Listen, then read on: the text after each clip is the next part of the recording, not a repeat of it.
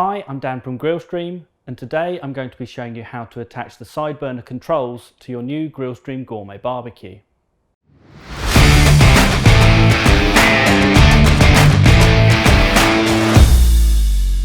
So now we're ready to attach the side burner controls.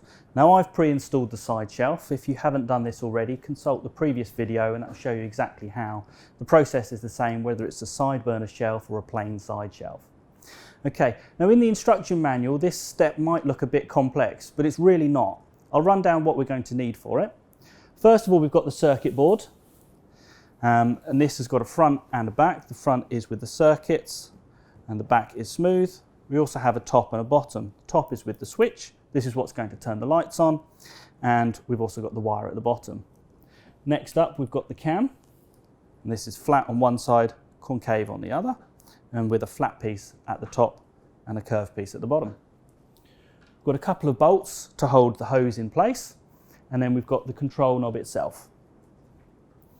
So that's what we'll need for the first step. The second step is adding the igniter, and we're going to take the igniter box and also the ignition wire. But let's start with the circuit board.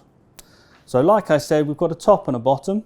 The bottom is with the wire, and the wire is going to pass through this oval hole here. You'll also note that you've got a hole here for a screw and a slot.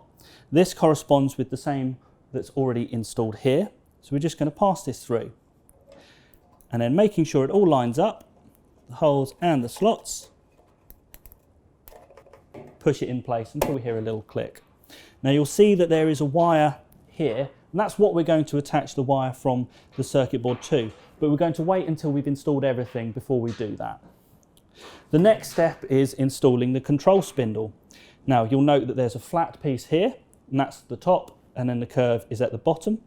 And what we're going to do is we're going to install one of the bolts, part install it here, and that is then going to slot through and hold it in place ready for us to do the other bolt. So let me just grab one of the bolts, and we'll just thread it through by hand.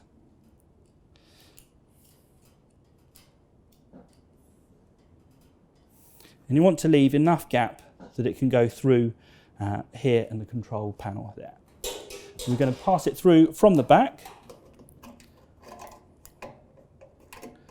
So the spindle comes through, and then you can see that the bolt here is just going to slot in. And that's now held in place, ready for us to get the other bolt.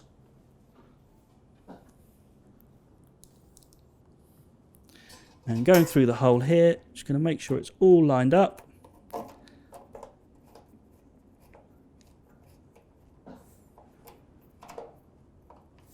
Now you don't want to over tighten it because you could damage the circuit board.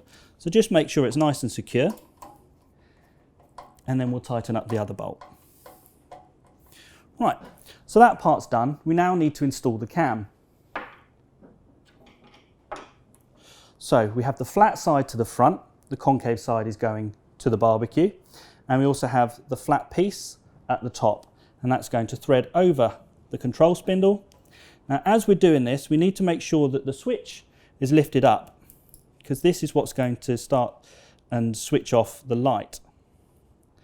So with that firmly in place, we're now going to install the control knob. And again, you have a flat side here and a curved side at the bottom, and that simply just pushes over in place. So with that all installed, we're now just going to connect the two wires. So the one from the barbecue and the one from the control panel, from the circuit board, and it's a right and a wrong way round, and that should slot in place like that.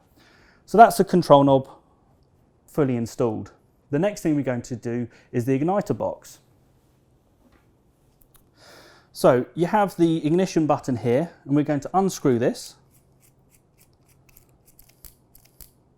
which exposes the terminal. We're now going to unscrew the nut, like so. We're going to pass this through from the back of the barbecue. Before we do this, we'll attach the igniter wire, and this has got a spade connector here, and that just slots over the pin in the back. Nice and secure. And now we'll pass that through from the back of the barbecue.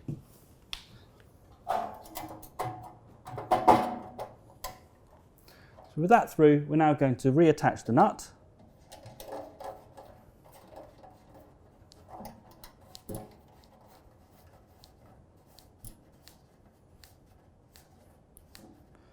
Make sure that's nice and secure.